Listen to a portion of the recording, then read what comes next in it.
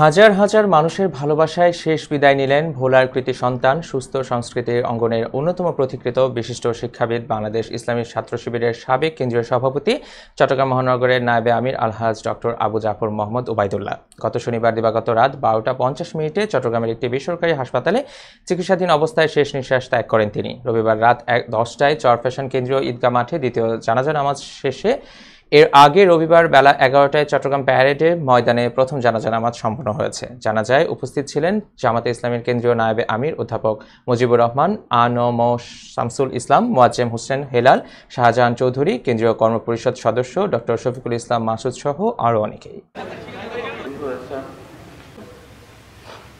মারা যাওয়ার আগেও নিজে যেতে হসপিটালে গেছেন, ভর্তি হচ্ছেন, একটু ক্যান্সার করার সুযোগ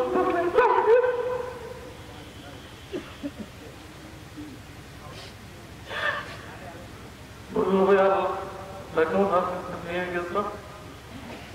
তারপরও ওনার দ্বারা কেউ যদি কখনো অন্য করবার কষ্ট পেয়ে থাকেন,